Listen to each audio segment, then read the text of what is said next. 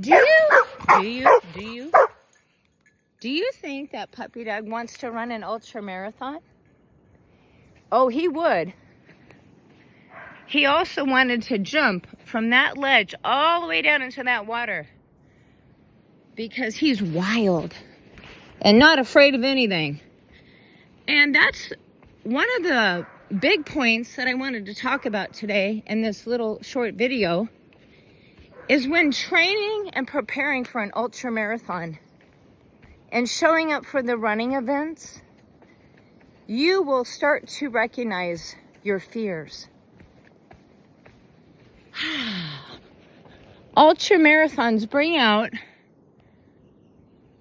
areas in your life that you just might be avoiding. When you show up for a running event, let's say for a 100-miler, like I did last September in Oregon, my dream, of course, was to run the full distance of 100 miles. But all of the moments that led up to the point where I told the aid station volunteer at mile 62, I'm done. It was about 3 a.m. and about 5 miles before that, I think, is when my watch had died. And isn't that beautiful? Sunrise just came up.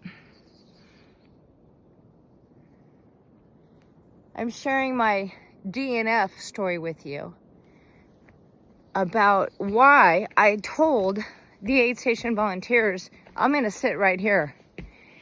I was in a place just before that where, you see this little bridge here?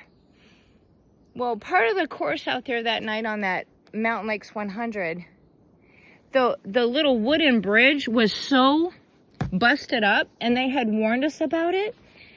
So earlier that day, I ran across it and I went into the aid station. It was called Little Crater Lake Aid Station.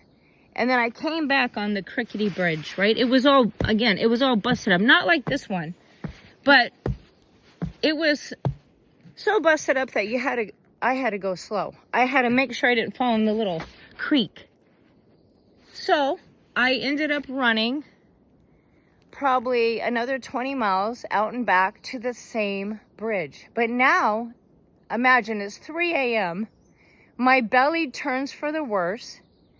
I don't hear or see any other runners. I don't even see the lights on at the aid station at the Little Crater Lake, the one I'd been at hours ago. My watch had died, but I knew it was around 3 a.m. just because I guessed. And I couldn't see the bridge very well. Yes, I had a headlamp on, but I had to slow down. And I'm going back over that bridge thinking, oh my gosh, what if I fall in the pond? What if nobody finds me? I don't see anybody at the aid station. And the crazy thing was, I thought the sweepers, for some reason, were going to run right by me when I was in the bushes going to the bathroom. And I thought they were going to pick up all the ribbons, the course ribbons. So now my brain had created a story. You're going to get lost. No one's going to find you. You're going to freeze to death. Because honestly, I didn't put on a warm jacket like I have on right now. So I'm sharing this story with you because your mind can create just a crazy downward spiral. And if you believe it, then you're going to say, I'm done. I can't do this anymore. And that night, again, around 3 a.m., when I walked over that little crater, I think it was called Little Crater Lake. Don't quote me on that. When I walked over that crickety, broken down bridge to the aid station and said, is anybody here? Because it was pitch dark. A light turned on and they were inside. A couple other runners that said, I'm done, and me. And they looked at me and said, you know, you could keep going. I said, I'm never going to make the cutoff to the next aid station. I just convinced myself. I don't know the course. My own fault.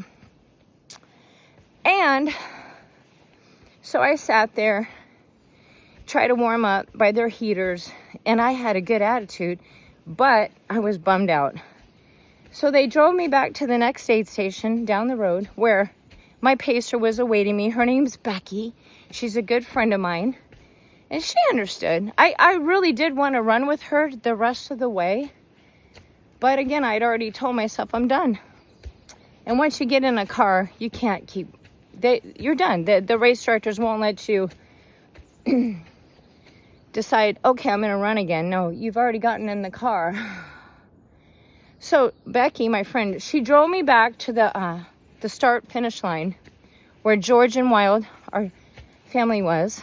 And of course, I was exhausted because I had ran over 20 hours. And that also particular running event, I had tripped so many times on different roots and rocks. I was all banged up. I look back on all that and realize, well, how can I fix these issues of creating stories in my brain that aren't even real? Again, things like, I'm going to fall in the pond. Well, I didn't fall in the pond. Or, I'm going to freeze to death. Well, I didn't freeze to death. Or, no one's out here. Well, they were there. I just had to find them. You know, those kind of things. Well, so this year, I'm going back to that place where I DNF'd. Going back in a couple of weeks by myself to camp out at that little area to learn about myself and to learn the course. So now I'll know when I do the ML100 the next time and I get to that same point, hopefully a lot earlier than 20 hours. If my watch dies, if I don't see anybody, I'm okay. Because I will be more prepared to go the next leg of the course. What will I learn about myself? What will I discover? I don't know, but hopefully I can share some of that with you. And then when you get to that point in your own running journey where maybe you decide, I can't do this anymore, you can later reflect on why. Why did you quit? It's okay to quit sometimes, but then if you can learn from it, I think that's the bigger beauty of preparing yourself to go out there and attempt to run very, very long distances. It's a great way to learn about yourself. So let me know about your own running journey.